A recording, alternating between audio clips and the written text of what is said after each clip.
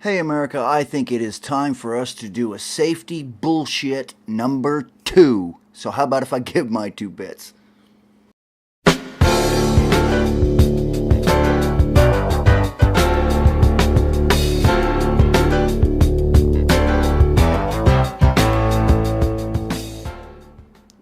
Hello everyone, my name is Paul Inkley and I'm your host and my show is Last Chance and I'm excited to be here today. It seems like, almost as long as I can remember that we have been asked to give up rights and freedoms for safety. And since 9/11, this practice has certainly increased. But the new laws and regulations that they're coming up with in the name of safety have gotten way out of hand. I don't know why some Americans feel that they should be kept safe in any circumstance. And if government says they have a newer, better way to keep the public safe, doesn't matter what the cost is or even if it's stupid, they're all for it. And it just seems like more and more Americans are willing to give up rights and freedoms for safety that in so many ways is bullshit. If we have to disassemble and destroy our Constitution in order to keep this country safe, then the cost is too high. But let's just look at the truth. Our policemen have too much power. Homeland Security certainly has way too much power. This department was crammed down our throat after 9/11, along with the TSA. And they've been a joke ever since.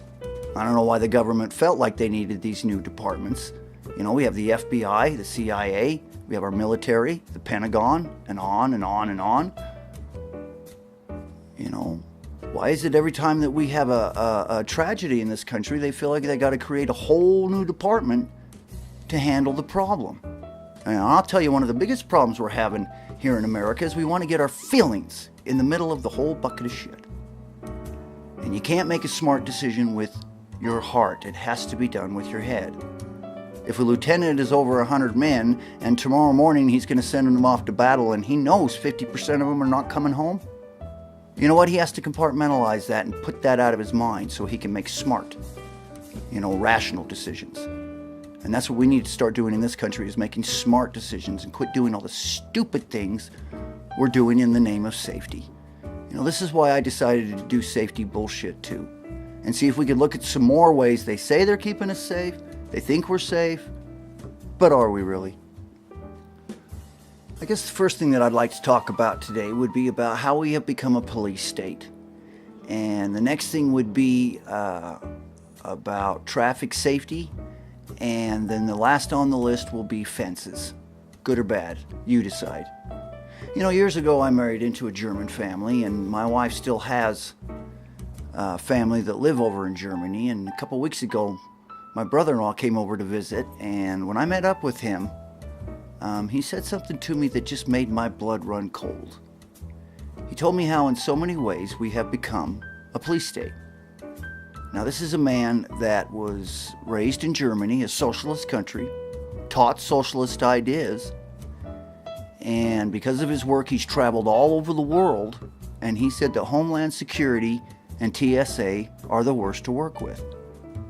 He said about how incompetent some of these agents are, and so much of what they do is stupid, and it makes no sense. I believe the one thing that the TSA and Homeland Security are good at is taking rights and freedoms away from Americans and making it a total pain in the ass to travel. At least that's my opinion. Okay, let's switch gears a little bit and talk about traffic safety and ask ourselves, are we really safer with all the new laws and regulations they have on our roads today? Or is it just a newer, better way for government to control the people? Back in 1983, I received my first driver's permit. And at the time, we had one kind of a traffic intersection. And, they were about the same everywhere I went. And they seemed simple enough. Well, I guess I was wrong. A few weeks ago, I had to go in and retake the written driver's test. And by the way, only 4 of those questions were about operating a vehicle. The other 16 were about points and fines. It's always about the money. Anyways, I open up the book, and lo and behold, we have 5 different kinds of traffic intersections. And I ask you, which one's safest? Who the hell knows? I know this much. I'm tired of watching my state come in and rip out a perfectly good intersection to put in a supposable much, much safer one. And just to watch them come in 3 or 4 years after that and rip that one out and put the original design of the intersection back in. All in the name of safety. Wow. If these Agenda 21 neighborhoods and communities popping up everywhere, if these fruitcakes want a European roundabout, then let them have one. But how about on the major roads? We stick with the traffic intersection that's worked so well for so long. The simple truth is if we're going to drive cars and trucks in America, then people are going to die. This is what we call acceptable losses. And anybody that crawls into a vehicle, accepts that truth and takes that risk. Now, we don't even think about the risk today because nobody in America wants to give up driving, including me. So I'm going to ask all of you people in the local, federal, and state governments, the ones that are responsible to make, all the new safety rules on our roads this year, do me a favor. Keep the ideas to yourself. And let's let the Americans govern themselves a little bit more out on our roads and elsewhere. That's how Americans used to believe. I don't know what America believes today. I guess you're just going to have to decide that one for yourself. America onward and upward. Did you know that in Finland, the kindergarten kids, now these are 5 and 6 year old kids, that they, when they take these kids out for recess, they climb trees, they whittle sticks with sharp knives, they build fires, they climb and hike and explore. They do and experience things that would drive most American parents right up the damn wall. We are so freaked out about our kids getting hurt that we have gone crazy. We've lost faith in our own abilities, and we've lost faith in our children's abilities.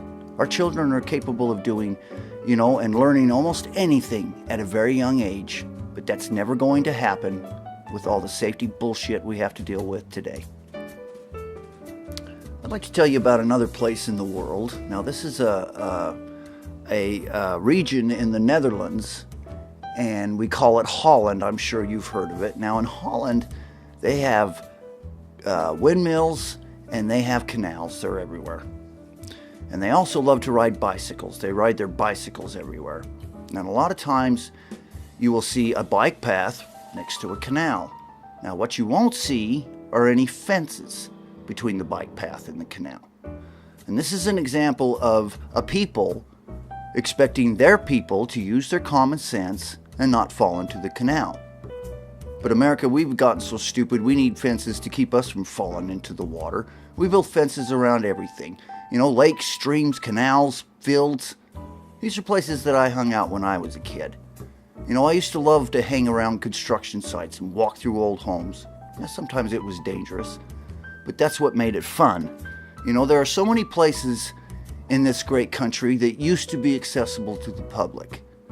And, the public did these activities at their own risks. But more and more, they're coming in and fencing these areas off. You can still see them from a distance, but you can't get up close because it might be too dangerous. Give me a break. The states always pitch a fit when somebody gets hurt or if somebody gets killed, and their first solution to solve the problem is always to build a fence and not let the people do it anymore. And it doesn't matter if these activities have been going on for years. They don't give a flying rat's ass. Things have to be safe. I hate to break it to all you overindulgers of safety out there in our government, but you can't keep people from dying. It's out of your arrogant hands, and you can't change that truth. And, we're always going to have people like you that want to come up with new, better ways to keep the public safe. But do we need them? Or should we use our common sense and not make another stupid damn law? Because we already have too damn many of those. America, the USA, was a gift from God. He gave it to the world so that religion and man could be free. A place where man could worship whatever God he chooses and not have to worry about government interfering. A place where individual rights and freedoms were most important. It was a gift from our Savior because he loves us and he lives. I testify the truthfulness of this. This knowledge can bring such peace into your lives. I testify that He lives. America, I will leave you with this. Our ancestors worked too damn hard building this great land. They took chances. They risked their lives. They built bridges and dams. They built tall buildings. They went through the Depression. They went to the moon. They fought in wars.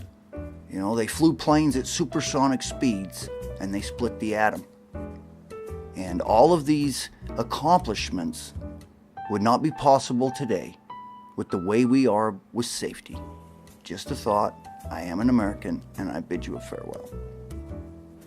Hey everyone, if you enjoyed my latest video, it would be so awesome if you would share it, and if you would subscribe. I mean, it's really easy. Just move that mouse over a little bit, just right over there, just click. No big deal. Hey America, you are so awesome. Thanks.